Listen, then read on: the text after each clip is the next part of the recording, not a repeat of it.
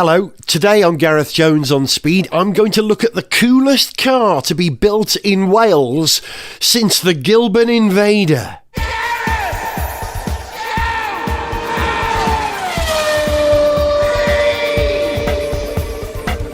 Hello, welcome to Gareth Jones on Speed. I'm Gareth. As you know, the clue's in the name, I'm a Welshman. I may have mentioned that at some point. So I'm very pleased today to find myself driving through Wales to Llandrindod Wells in Powys, where a car company called Riversimple have been established. Now, Riversimple are offering a car unlike any other on sale at the moment. It's a hydrogen fuel cell car. But it's not a big, heavy one. It's what I like to describe as a minimum automobile, a small, lightweight car.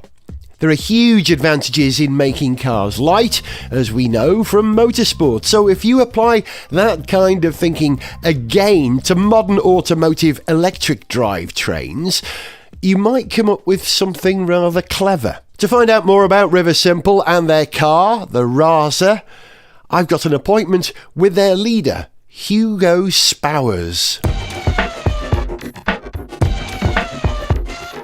Hugo, thank you very much for having me. Tell me about Riversimple, because it seems unlikely to some people that you might find, if you like, a frontier car manufacturing organisation in Llandrindod Wells, of all places. Why here? Well, it's a fantastic place to be. We've been here for now 2 years, and it's been so much more of a success than we ever expected it to be. Why? It's a fantastic quality of life. We want to enjoy what we're doing. Riversimple is not a sackcloth and ashes type of business.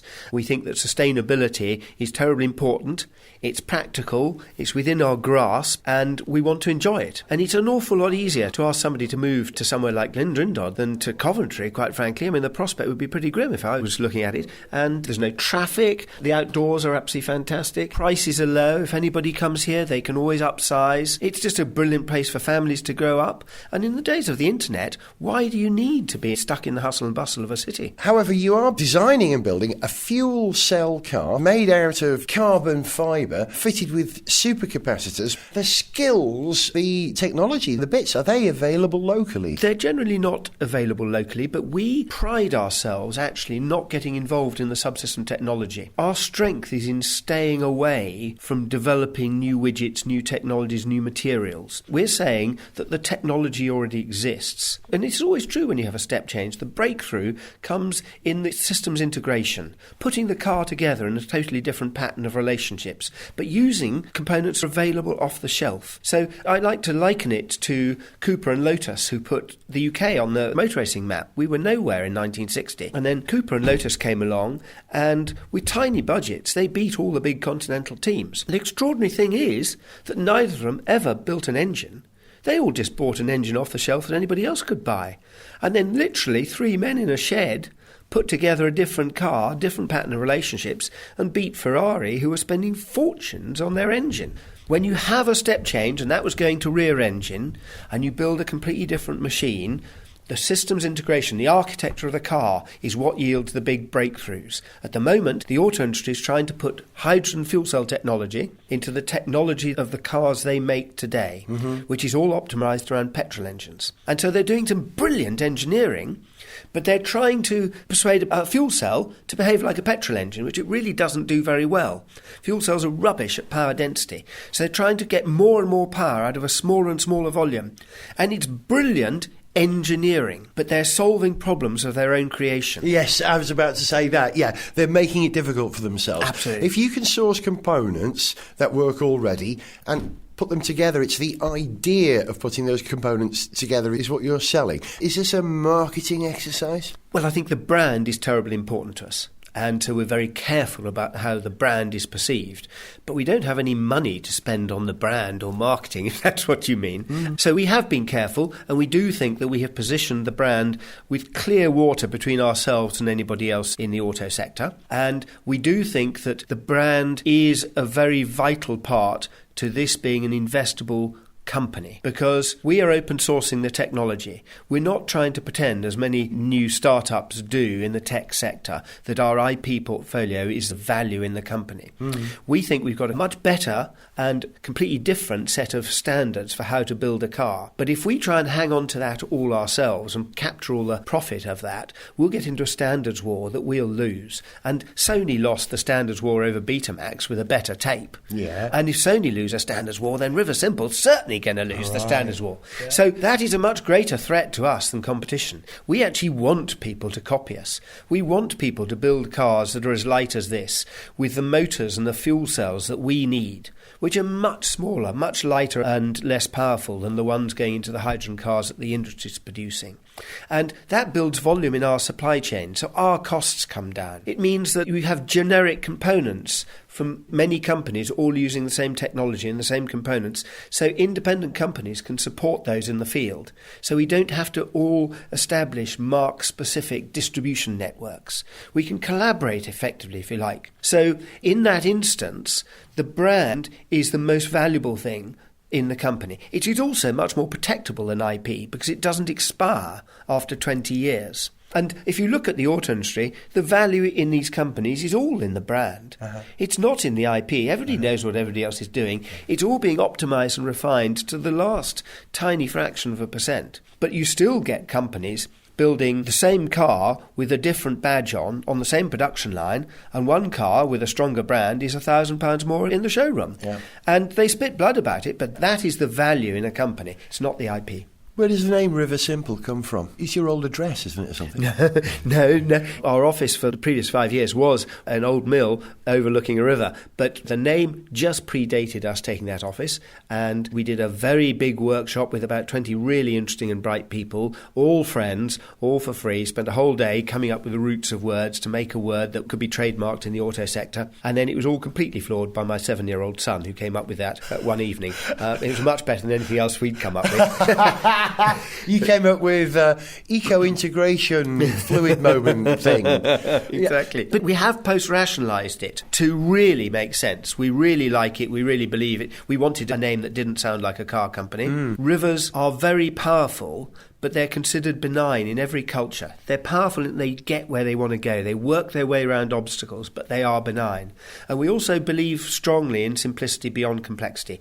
We believe it's much harder to design a simple but highly elegant system. Correct. Than it is to build something complicated. We've said it. We don't mean crude simplicity. We mean sophisticated simplicity. Yeah, we've said it on the programme ourselves a number of times. It's easy, relatively, to design a twin-turbocharged V8 four-wheel drive supercar and impress. Absolutely. To build a car which is less than 50 brake horsepower, weighs less than 600 kilos and is wonderful is difficult. So there's elegance in the simplicity of that. I'm with you. I'm on message, Absolutely. man. And if you think about it, I think if you asked a statistically significant number of automotive engineers who their hero is, I would think more than anybody would vote for Colin Chapman. Yeah. And he made the simplest cars that we've seen in the last 50 years. Yeah. Add lightness. keep it simple, stupid. That's what they say, absolutely. Isn't it? I'm going to play devil's advocate here, right? You're not a bunch of communists and you're not just a bunch of students with a good idea, are you? No, I think we're all a bit too long in the tooth to be classified as students, and we're not a bunch of communists in that certainly this is a for-profit business. It's unashamedly set up to be attractive to investors. I mean, I have to confess that we didn't set this up to make money. It's not necessarily the easiest way to make money, but we would all be very disappointed if we, in our retirement, had to worry about our mortgage. I want to see the car. Yes. Can I see the car? Sure, of course you can. She's called, I say she because it seems quite feminine, she's called Rasa. Rasa, yes, as in tabula rasa. So tabula rasa is the Latin for a clean slate. And it refers, obviously, to the car being a clean sheet of paper approach to how you build a car, but it also refers to the company. It's a clean sheet of paper approach we've taken to building the company, the business model, and the governance of the company as well. I get it. Take me to the car. Go on, lead on, Hugo. Gareth Jones on speed! So, Here we There are, she Gareth. is, with a Welsh number plate, I With a noticed. Welsh number plate. Welsh badge on the number plates, indeed. Appropriate for lots of reasons, not least of all because it was built here, but of course the fuel cell which drives this car, as you heard me say, is a Welsh invention. It is a Welsh invention, exactly. Does that help? When you go for funding to Welsh governments and stuff, do you flag up the whole Welsh thing? We do, and I think it is beginning to achieve some penetration. I don't think people have realised this until now, but in September there is going to be, I think it's the British Association of Sciences or something like that, having a festival of science in Swansea, and they are premising it all on William Grove, who brought the first such association meeting to Swansea in about 1848, I think. And so it is gradually creeping up the radar. And of course, fuel cells were a very obscure concept until very recently. So I think that's part of the reason why it's not known. But he was a brilliant man in other respects as well, not just fuel cells. What age are you, Hugo? I'm 56 now. I thought you were about the same age as me. I'm 54. I remember during the Apollo space program, as a young man who followed the Apollo program, Yes. one of the things that was always flagged up was that, yes, and the fuel cells and the computer stage are the British components of the Apollo Saturn V moon rocket. And I always felt sort of a connection that way. Didn't realise it was Welsh, knew it was British, Yes. you know. And so it has an association for me personally with really advanced technologies. The moon landing was the greatest technological leap we ever made. Absolutely. Frontier technology needs to be sexy, and if you associate with the moon program, it's pretty darn sexy. Absolutely. And of course, they used fuel cells right from the 1950s because it was the lightest way to get the electricity in space. And cars, if you want an efficient car, it's utterly tightly coupled to its weight. You need the car to be light for it to be efficient. And this is why we're using fuel cells rather than batteries. I think Scotty said it rather well in Star Trek once. You cannot change the laws of physics. And so if you make something smaller and lighter, it's going to be more efficient. Yes, absolutely. Yes. Right, I'm going to walk around the car. She is pretty. This is important. We sell cars on their looks. You know, we sell cars on the message that comes with them. We sell them on their looks. And this, I give my honest and instinctive reaction to the car. It's got a little Citroen SM about it, which is very futurist. It's clearly small. It looks like a small car because of the narrowness of the wheels. You know, it gives you that's going to be light, so it's got to be small. The clues are in there. It's cute. Non-threatening. Was that a deliberate design ethic? We did want it to be non-threatening, and I wouldn't say that we ever thought cute was what we were aiming for. We absolutely wanted people to take one of these cars because they want it. We're not marketing to people's eco-guilt. And the company was set up to make a step change in environmental impact, but that's no basis for marketing a product. And yes, there are some early adopters who would take it on that basis, but it's not going to have any significant penetration. So we wanted a car that was going to be something people were proud to be seen in. And we were delighted when 4 years ago now Chris Wright joined us, who was head of design for Alfa and Fiat, did the Fiat 500 and so on. And rather pointedly, when he joined, one of the broadsheets did a full-page spread on him joining us, and he said very pointedly that not that he was leaving one car manufacturer to join another, but he was leaving the auto industry because it was going in the wrong direction to join Riversimple because they're going in the right direction. But he is a crucial part of the team, and we absolutely wanted a car that was appealing, that people wanted to be in, that was cool and sexy, but non-threatening as well, as you say. So we've put an awful lot of effort into making the car not only aerodynamic, which means it has to be low, but despite being low, being easy to get in and out of. We don't want somebody who's 70 to struggle to get in and out, which is what would happen with a Lotus. So the doors, is that why you have, do you call those scissors doors or gull wings, or what are they? We call them butterfly doors, I don't know. Butterfly. They're becoming quite popular now, aren't they?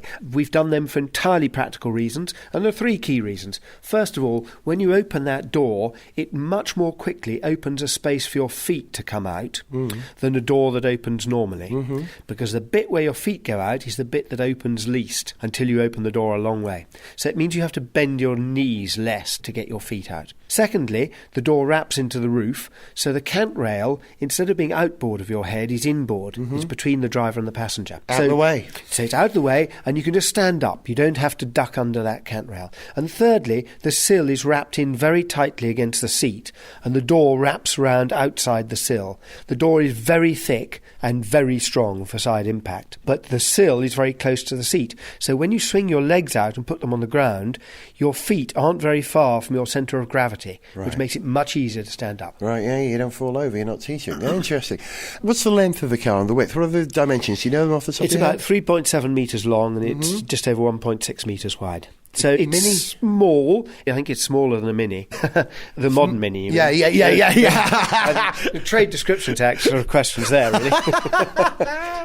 I've said it myself. I really have. It's narrow, and that is the biggest diffuser, aerodynamic scoop, vent, whatever you want to call it, at the rear. Yes. I think I've seen on any car this side of something racing at Le Mans. I could physically, I'm crawling around on the floor, I should point it now. I can actually almost bend over on my arms and legs and get right under the back of this car. That's huge. It's actually slightly bigger than the Venturi on a racing car because, of course, we haven't got any drive shafts or differential. So it is an utterly clean undertray. And we worked with a guy called Ben Wood who did the aerodynamics on Jenson Button's car when he won the World Championship. And it wasn't until the second meeting that he suddenly realised that we really mean it when we say we've got a clean undertray. He said, they all say that, but this is really true this time. Actually have. As I remember, the car which Jenson won the World Championship in, the Brawn, had a double diffuser. Yes, so absolutely. he's quite good at rear Venturis, isn't he? You've got the right man there. But equally, we wanted to make sure not only is it low drag, but it's zero lift at the back in crosswinds. Yeah. Because being a light car, our aerodynamic stability is terribly important as well. But we don't want a lot of downforce, because downforce costs drag. Yep.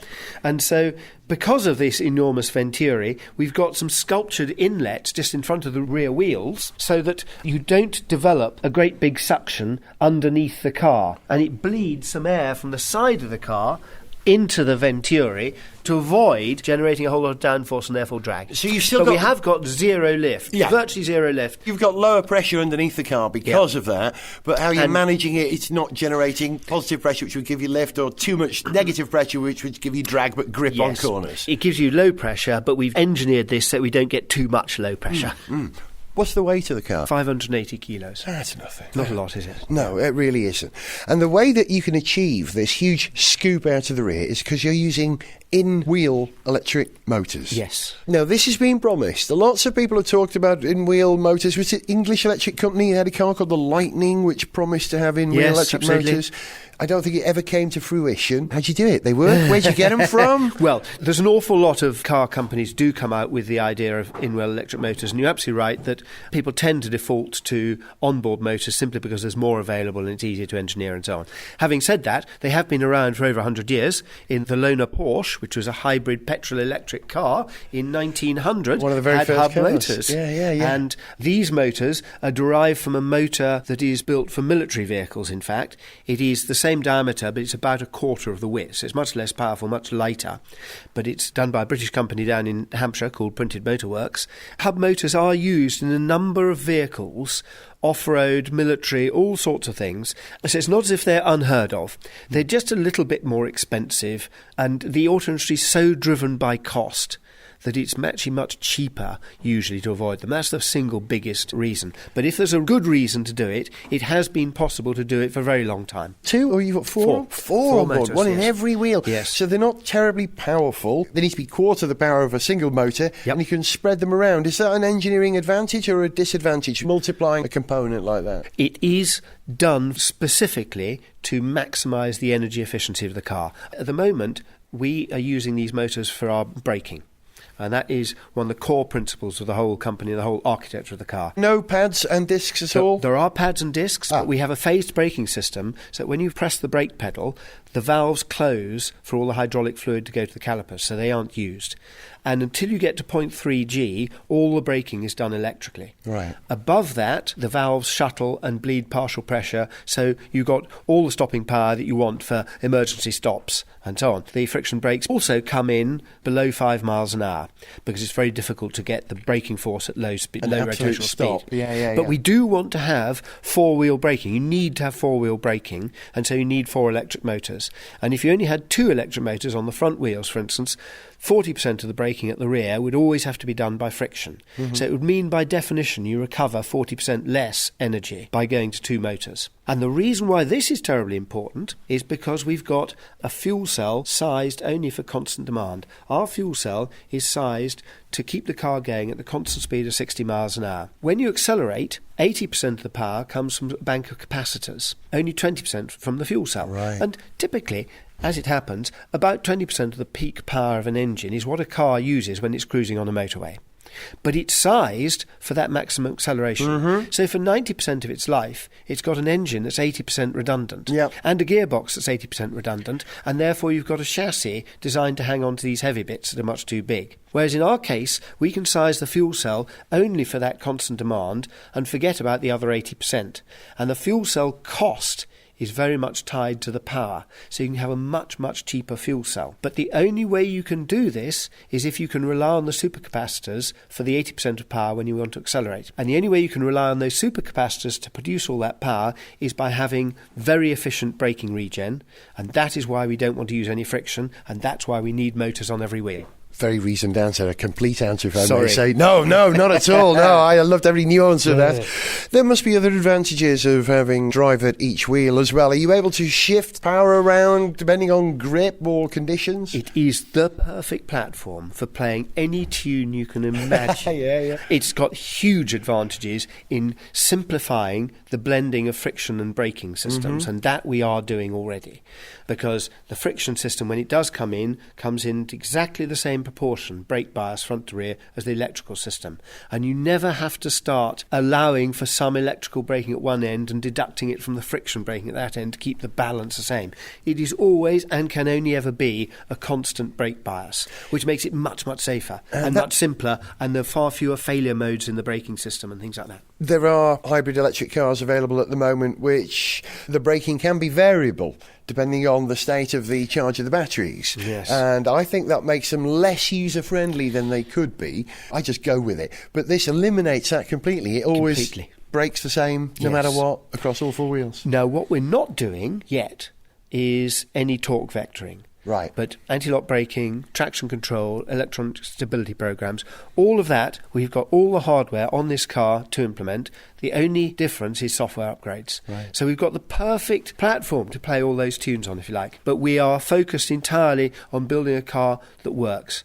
And the brake pedal, when you press the brake pedal, the car stops. It's nothing more clever than that.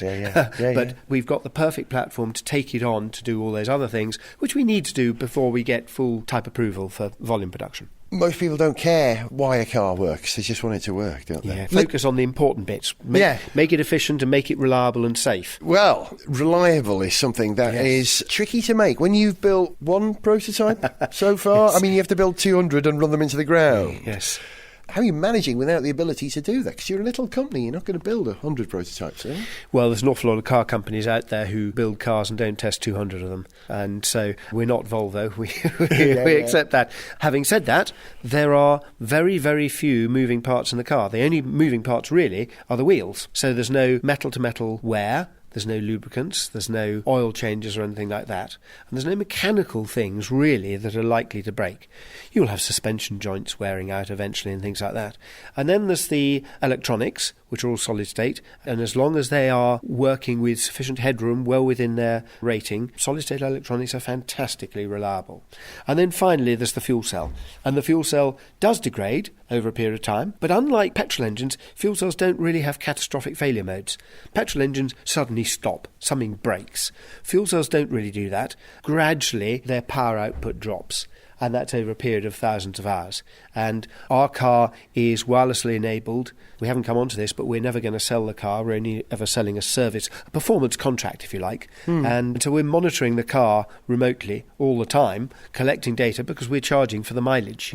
One of the things we're also collecting is data about the fuel cell. So we will know before you, the customer, does when the fuel cell needs replacement. And that is what we treat it as. It's a replacement item in the service schedule. So you say thousands of hours. What's that, 5 years people's use, 3 years? We honestly don't know yet. I mean, we think that it will do about 150,000 miles, That's 4,500 hours at sort of typical use. There are fuel cells now that the auto industry are talking about that are doing 6,000 hours, 12,000 hours in buses. But for us, it's not critical because at the end of life of the fuel cell, it is refurbished. In the end of life of a petrol engine, all the value is in the tolerances and they're all gone. You've got $5 of scrap iron.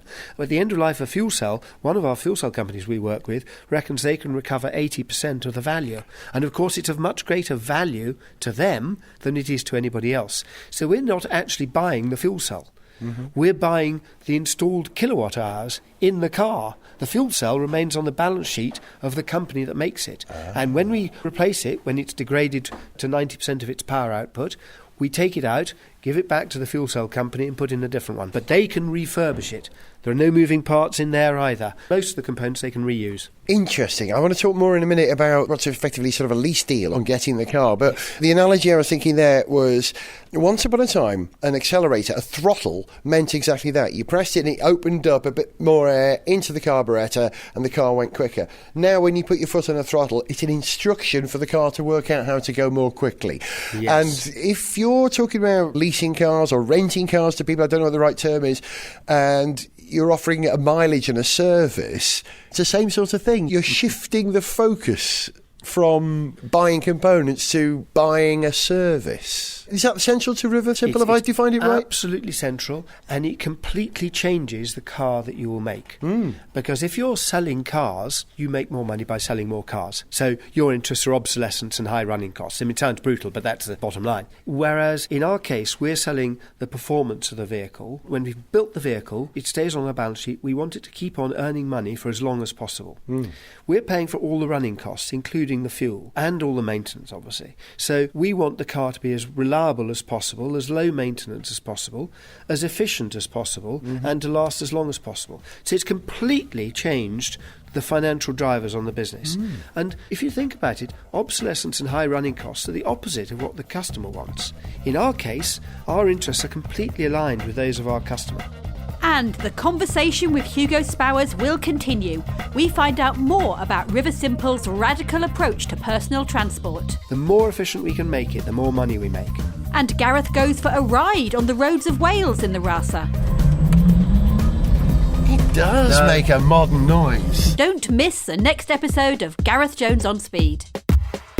To send us an email, see pictures, get song lyrics, join our Facebook fan site, follow us on Twitter, or to find out about sponsorship opportunities, go to garethjones.tv. Gareth Jones on Speed is made in London by Whiz Bang. Gareth Jones on Speed!